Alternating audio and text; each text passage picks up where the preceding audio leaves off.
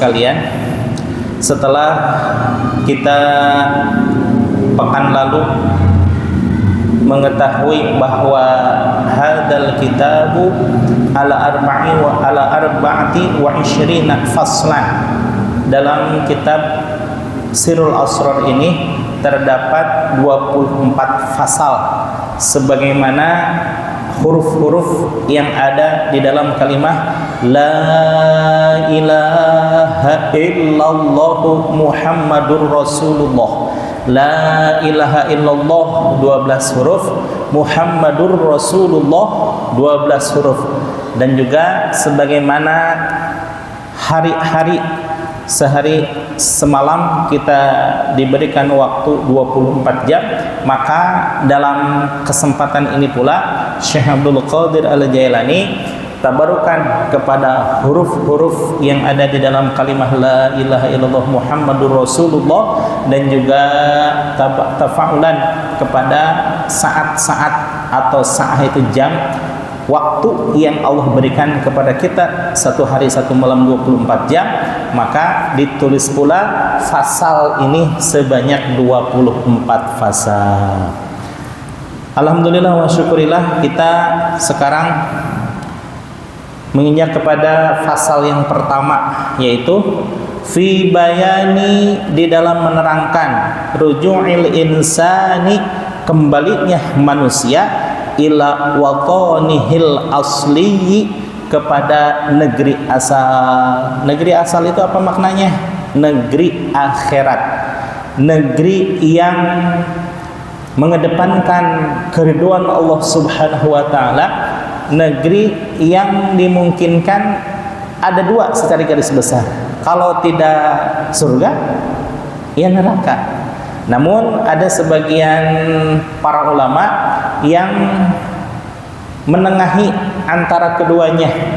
Kalau surga dan neraka mah sudah jelas bagi hamba-hamba yang beriman dan hamba-hamba yang tidak beriman. Lalu bagaimana kalau seandainya ada orang yang tidak berakal?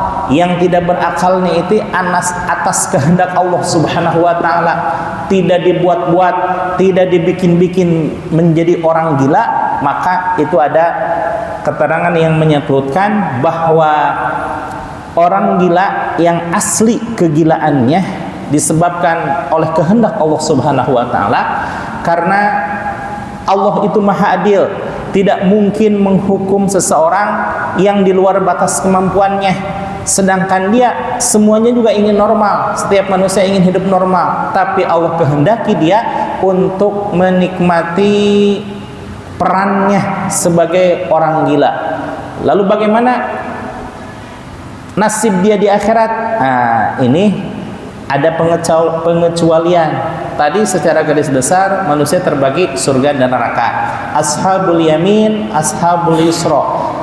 Kelompok yang kanan, kelompok yang kiri. Kanan itu yang selamat, kiri itu yang tidak selamat. Maka bainal fi manzilatin bainal manzilataini. Orang-orang gila yang asli kegilaannya tidak dibuat-buat, tidak dikehendaki, dan tidak pula keinginan atas keinginan sendiri, maka mereka ditempatkan di suatu tempat fi manzilatin, di suatu tempat bainal manzilataini, antara dua tempat. Mana itu tempat tuh? Tempat surga dan tempat neraka. Jadi ketika berhembus angin surga, subhanallah, hilang segala penderitaan yang selama ini dirasakan. Yang ada adalah kesejukan, keindahan, kenikmatan. Itu baru angin surganya saja. Lalu bagaimana kalau berhembus angin neraka? Masya Allah, seolah-olah hilang itu seluruh kenikmatan karena ada hembusan api neraka. Hembusannya aja sudah meluluh lantakan tubuh manusia. Saya berlindung kepada dibalik kalimat yang sering dilontarkan oleh para mufassir. Para mufassirin meyakini bahwa hukuman Allah yang paling ringan ini ya, paling ringan itu berada di ujung jilatan asap neraka. Misalkan ini neraka ya, neraka. Kemudian apinya menyala-nyala ke atas, katakanlah 100 meter gitu ya misalkan. Nah 100 meter ini lalu menyemburkan asapnya api neraka sampai 1000 meter misalkan.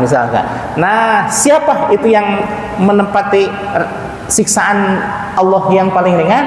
Itu adalah khususiyah untuk Sayyidina Abu Thalib. Sayyidina Abu Thalib walaupun tidak pernah mengucapkan kalimat syahadat, tidak pernah mengucapkan 2 kalimat syahadat, asyhadu alla ilaha illallah wa asyhadu anna Muhammadar Rasulullah, namun di dalam hatinya mengakui bahwa tiada Tuhan selain Allah dan Nabi Muhammad adalah utusan Allah. Cuma karena dia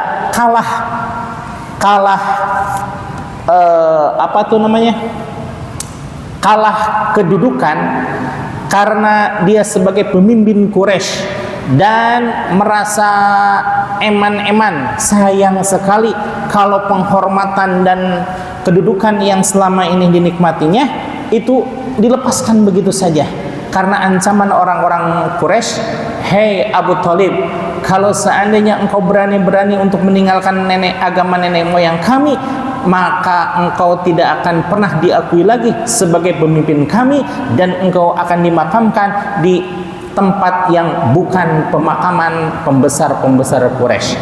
Itu hanya karena itu saja kalimatnya. Sayyidina Abu Thalib, saya mengucapkan Sayyidina karena memang beliau adalah paman Rasulullah dan juga sebagai pembela Rasulullah SAW. Walaupun secara hati kecil saya mengingkari apa yang tidak diucapkan oleh beliau karena tergiur oleh kedudukan duniawi. Beliau melepaskan kenikmatan-kenikmatan yang diberikan oleh Allah Subhanahu wa taala seandainya mengakui bahwa Allah Subhanahu wa taala Tuhan segalanya. Karena tidak sah kalau seandainya hanya tasdiqu bil qalbi saja, membenarkan apa yang ada di dalam, membenarkan apa yang ada di dalam kalimat makna kalimatut tauhid, kalau saja hanya membenarkan di dalam qalbunya saja.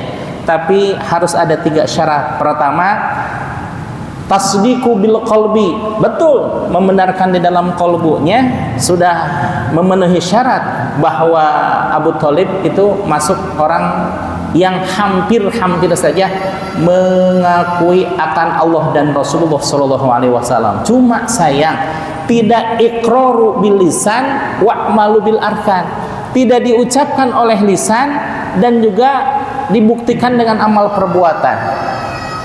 Ini hanya karena kedudukan duniawi saja mengesampingkan kenikmatan ukhrawi. Berbeda dengan Sayyidina Umar.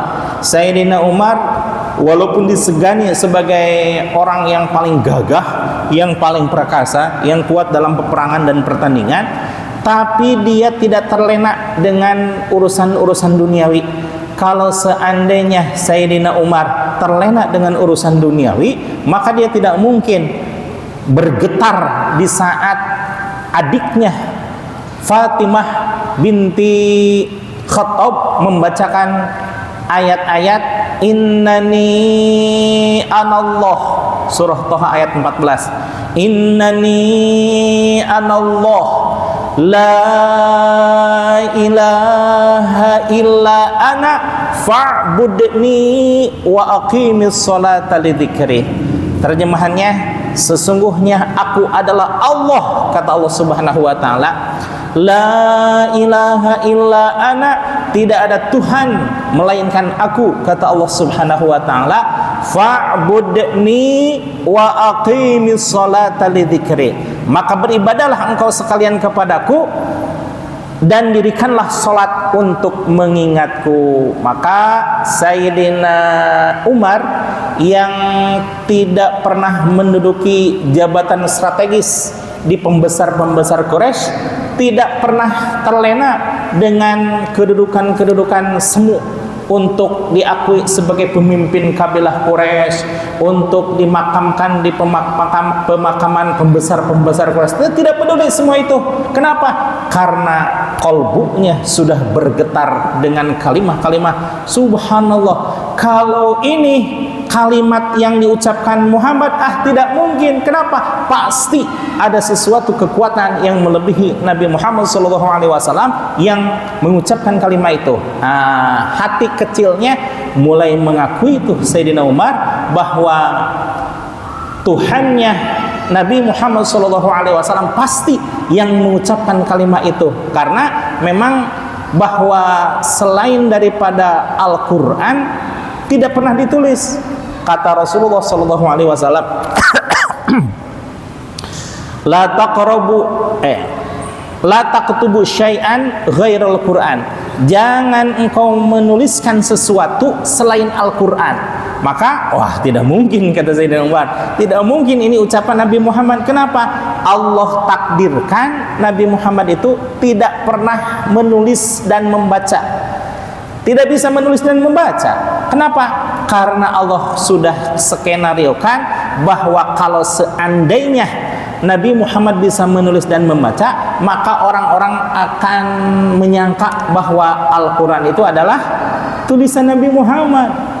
Berdasarkan itu, Sayyidina Umar mikir, betul juga ya, Nabi Muhammad kan tidak bisa menulis dan membaca. Bagaimana mungkin mengeluarkan kata-kata yang seindah ini, mengandung kekuatan yang mampu mendobrak kegelapan hati yang selama ini tidak pernah tersinari oleh sinar cahaya hidayah. Maka begitu tersentuh telinganya dengan kalimat-kalimat innani anallah la ilaha illa ana fa'budni wa aqimis salata lidzikri, maka sembahlah aku, kata Allah, dan dirikanlah solat untuk mengingatku.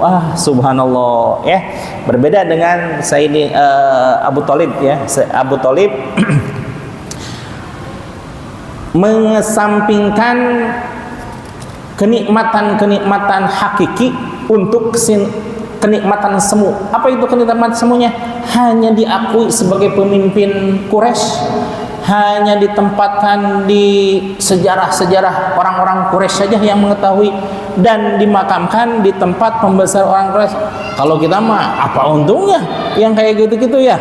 Maka subhanallah, beruntunglah Sayyidina Umar yang mengesampingkan semua itu demi meraih kebahagiaan hakiki. Dan memang Sayyidina Umar ini masuk Islam karena kuatnya doa Rasulullah SAW.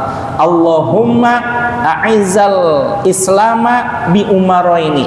Ya Allah, kuatkan Islam ini dengan dua Umar.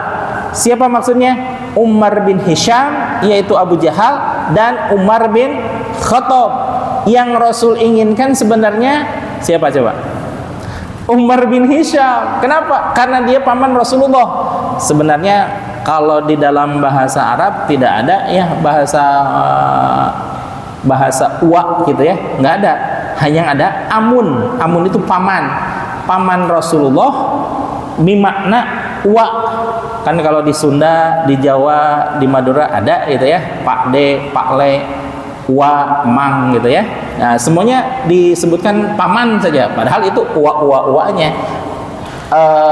Sayyidina Abdullah itu putra terkecil dari Sayyidina Abdul Muttalib. Jadi semuanya paman-paman uwa-uwa gitu ya. Nah, termasuk Umar bin Hisham ini. Kenapa?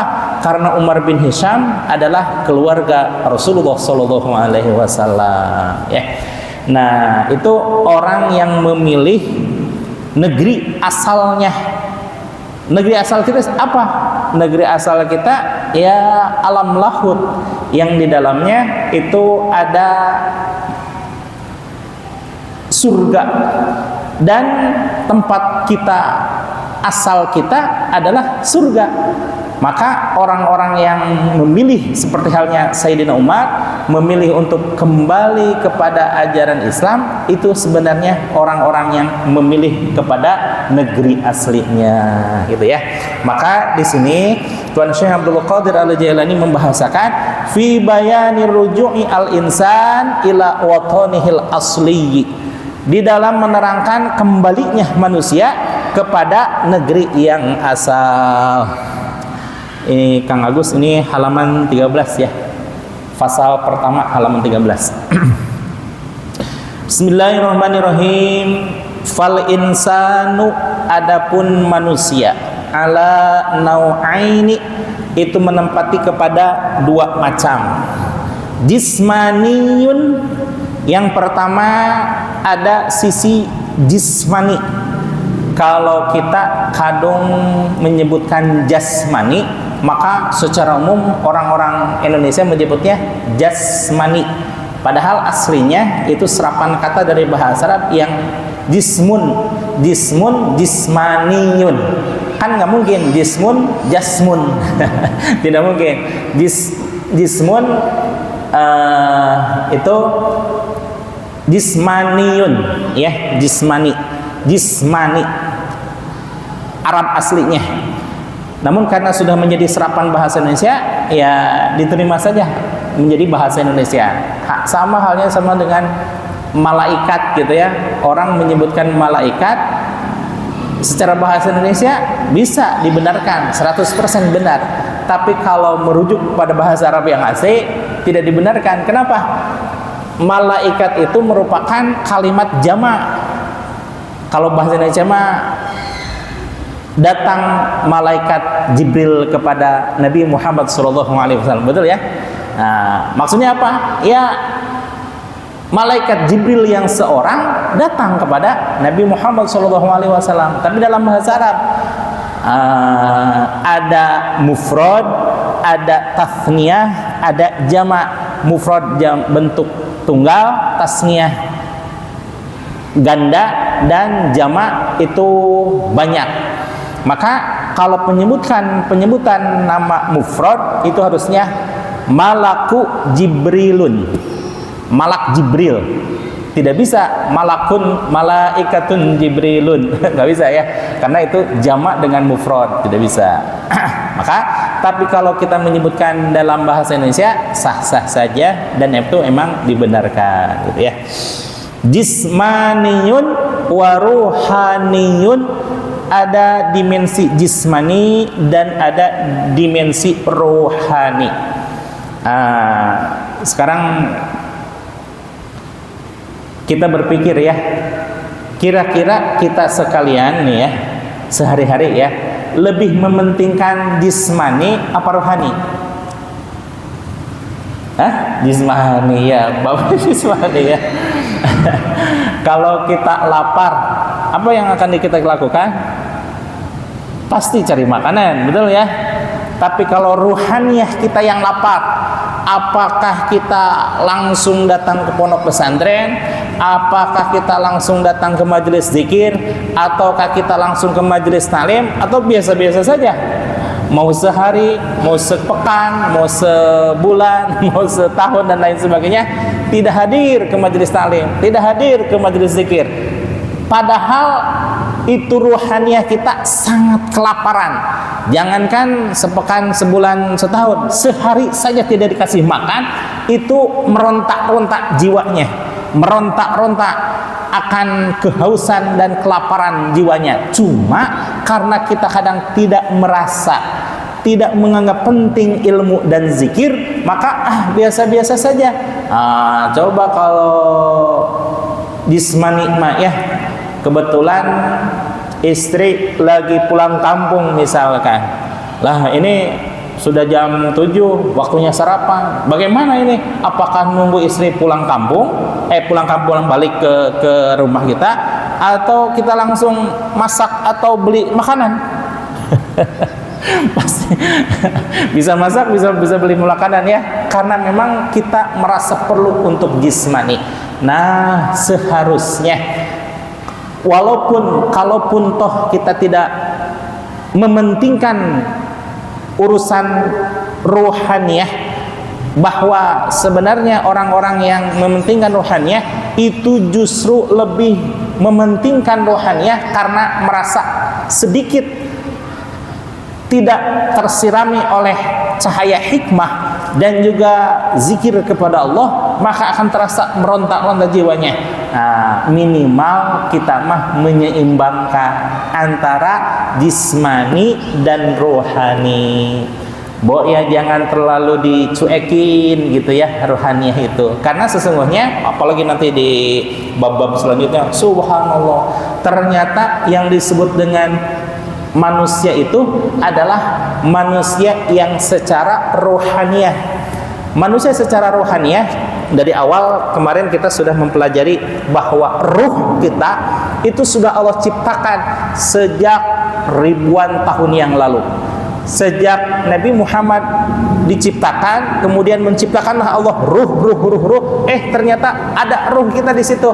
Bahkan ada ruh anak-anak kita, bahkan ada ruh cucu-cucu kita, cicit-cicit kita, cicit dari cicit ya cicit kita, mungkin sudah ada kalau ditakdirkan Allah kita punya keturunan. Nah, tapi subhanallah, Allah takdirkan 2020 berapalah gitu ya, kita ada tuh muncul jasad-jasadnya. Maka disitulah sesungguhnya anggapan para manusia bahwa telah lahir ke alam dunia seorang anak yang soleh, lucu dan sehat. Nah, secara umum seperti itu ya. Padahal mah rohaniah kita sudah ada sejak ribuan tahun yang lalu ya. Nah, kemudian ketika jasad kita meninggal, telah berpulang ke rahmatullah Bapak Anu bin Anu, maka pada tanggal sekian-sekian hari Senin misalkan, maka banyaklah berdoa gini. Padahal sesungguhnya yang kembali kepada Allah jasadnya apa ruhnya? Ruhnya mati apa tidak? Tidak. Ruhnya yang merasakan siksa kubur, jasadnya apa ruhnya? Ruh yang merasakan nikmatnya surga atau panasnya api neraka, ruhnya apa jasadnya? Ruh.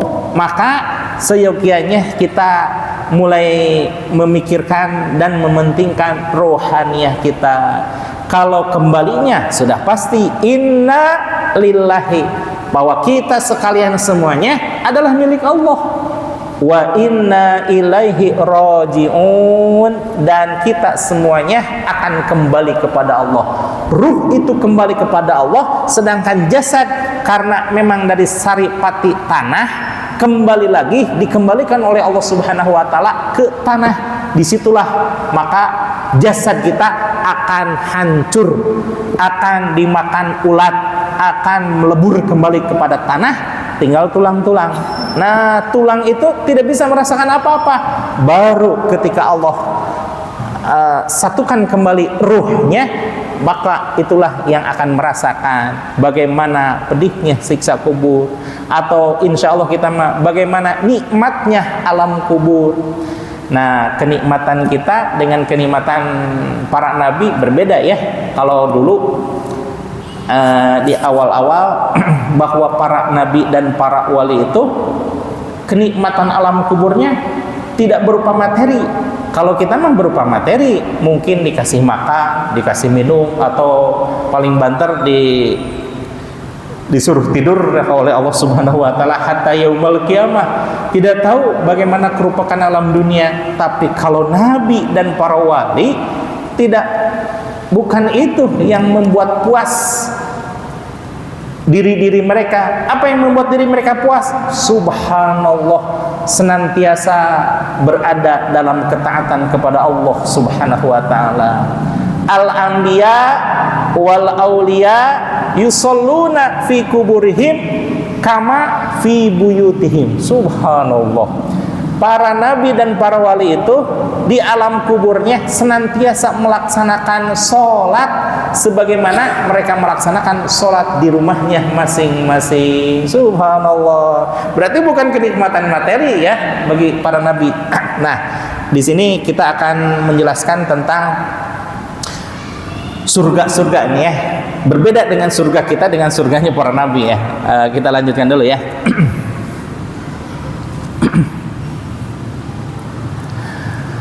Fal jismaniyu, adapun dimensi jismani, insanu amun, itu adalah manusia umum. Seperti halnya kita, manusia pada kebanyakan, manusia yang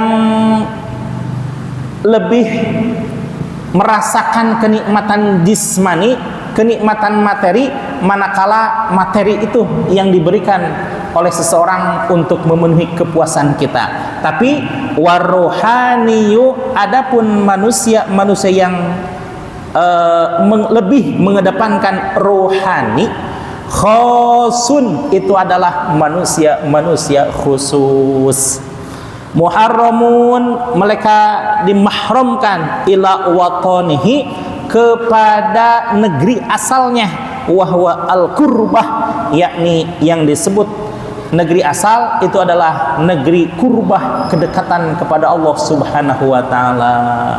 Para nabi dan para wali, jangankan setelah mereka meninggal, sebelum mereka meninggal pun ternyata yang memuaskan dahaga mereka itu bukan materi, bukan makanan, bukan minuman, tapi kedekatan kepada Allah. Makanan dan minuman mah itu hanya sekedar untuk memenuhi lahiriah saja, karena dititipi oleh Allah jasad lahiriah, maka ada kewajibannya. Apa itu? Merawat, memberi makan, memberi minum, memberi istirahat. Subhanallah ya. Maka nabi dan wali pun memberi makan kepada jasad-jasad mereka. Tapi ada kelebihan nabi dan para wali, khususnya kalau para wali tidak disebutkan dalilnya ya.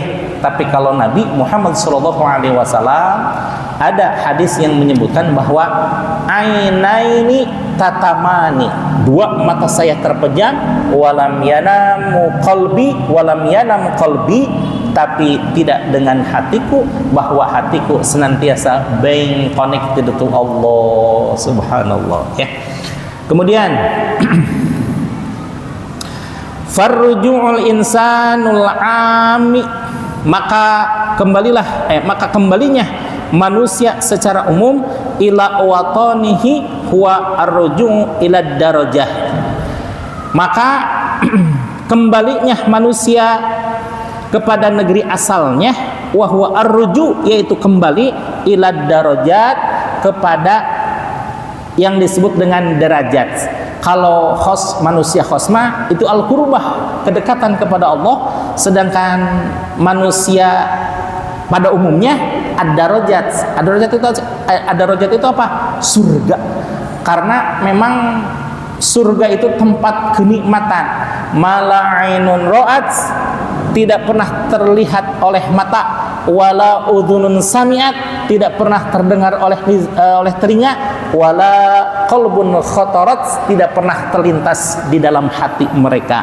Nah, untuk membedakan khos dan am, itu adalah khos orang-orang yang mementingkan urusan ruhaniyah, urusan ukhrawi, sedangkan manusia pada umumnya, kita semuanya nih ya, arruju' ila darajat, kembalinya kepada negeri asal yang disebut dengan darajat, atau nama lain daripada surga.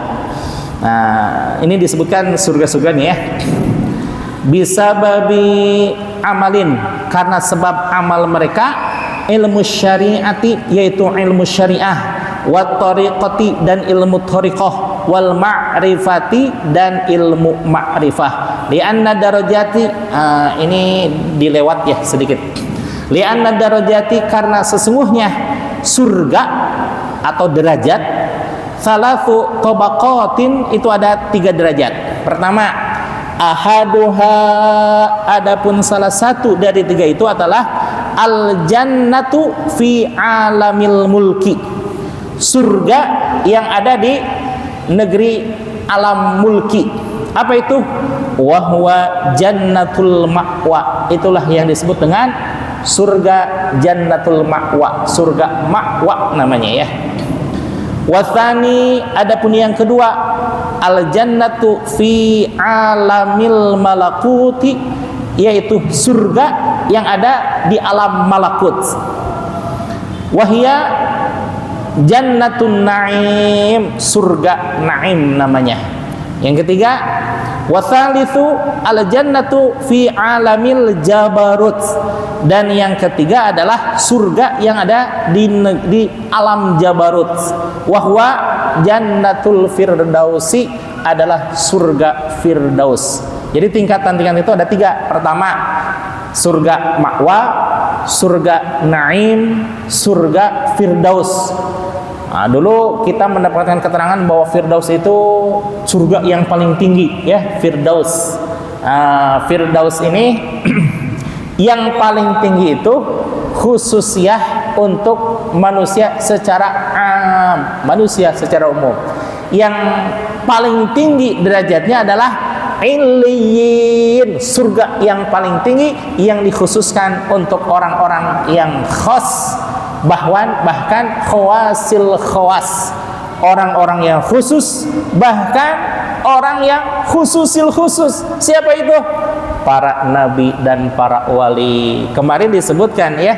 Nah, surga jannatul ma'wa, surga jannatul na'im, jannatul firdaus itu masih berupa kenikmatan materi. Ada makanan, ada minuman, ada susu, ada asal anggur, ada surga segala macam lah ya, minuman-minuman yang lezat-lezat dan makanan yang lezat-lezat.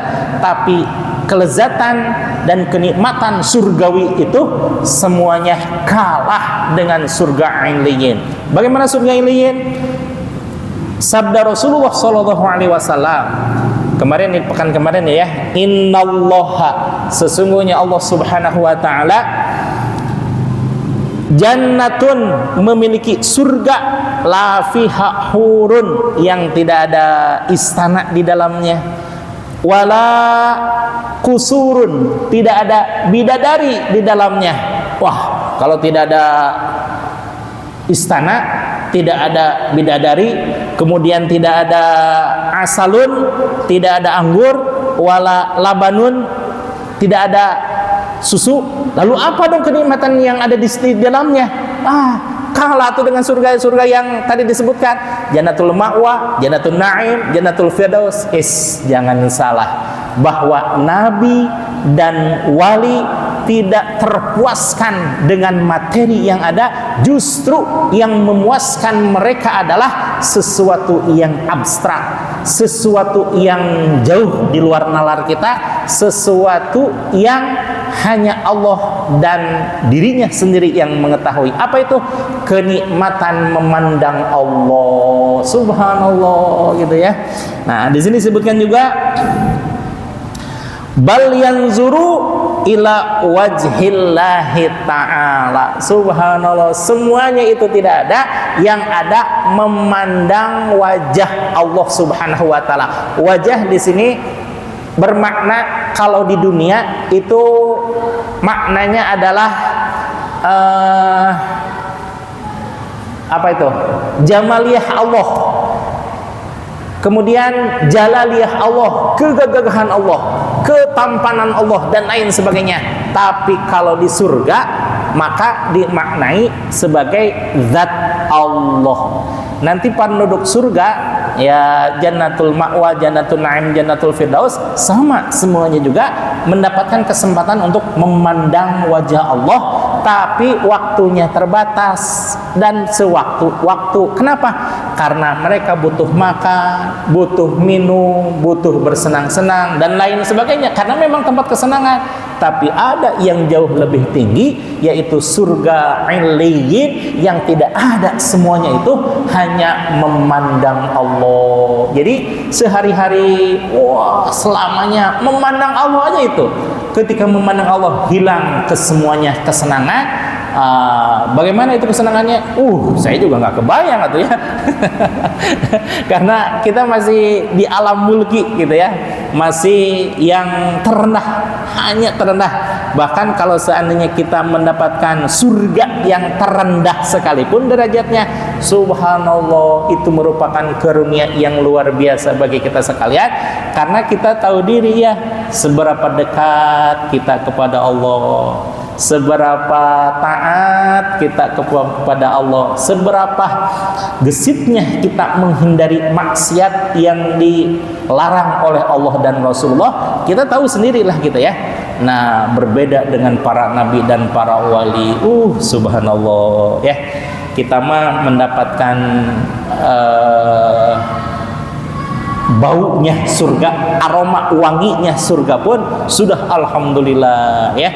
Yang namanya surga itu ya, tidak terbayanglah kenikmatan-kenikmatannya gitu. Wa hadhihi ni'amu jismaniyati, dan kesemuanya ini yaitu 1, 2, 3 jannatul ma'wa, jannatul na'im, jannatul firdaus. Ni'amul jismaniyati itu adalah kenikmatan-kenikmatan sebangsa jismani yang berdimensi materi, bukan yang non materi. Fala yasilul jismu, maka tidaklah akan sampai raga atau jasad lahir ya, ila hadhil awalam, kepada alam-alam ini, illa bithalasati ulum, kecuali dengan 3 ilmu yang utama.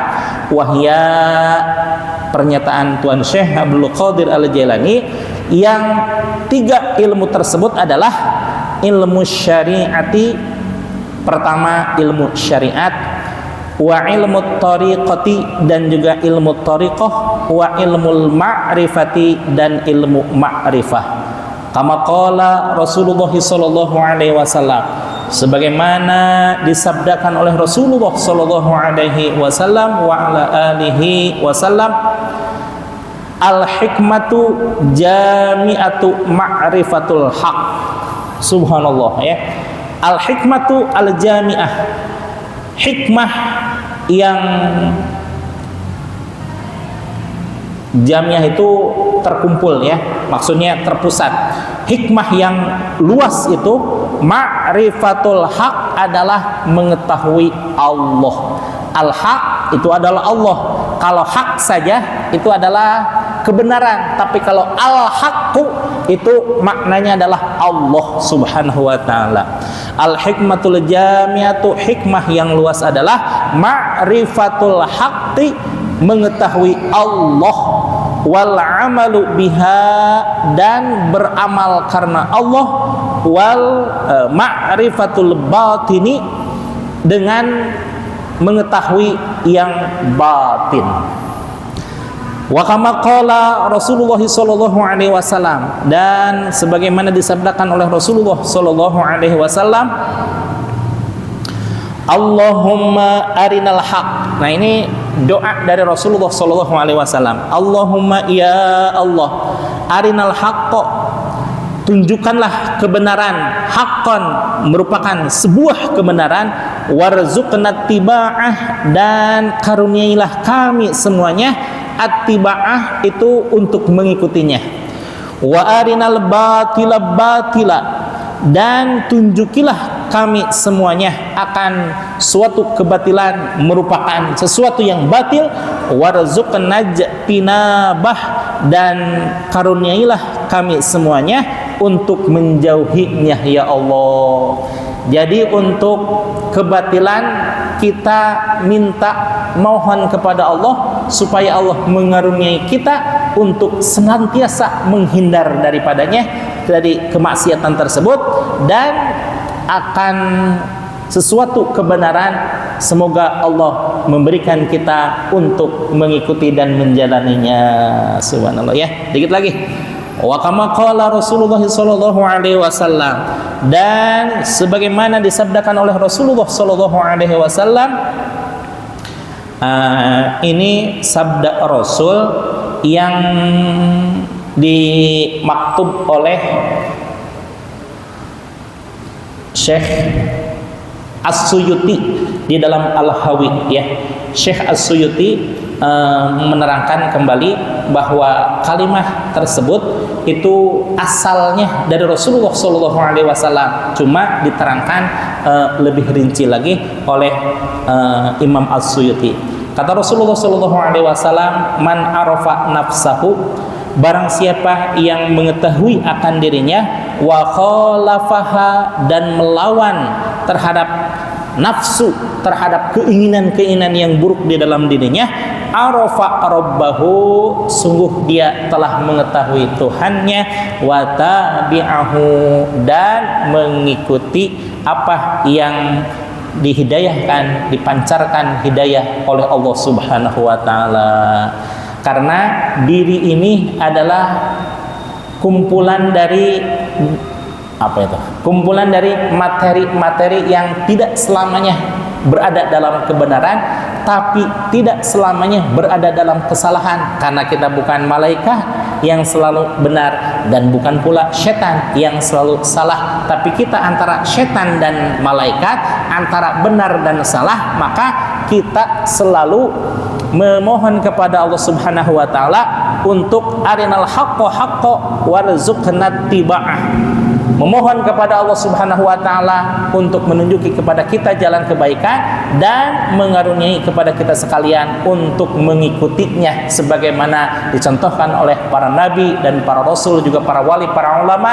Dan kita memohon pula kepada Allah untuk menunjukkan kebatilan, bahwa itu adalah suatu kebatilan, dan mengaruniainya kepada kita untuk menjauhinya.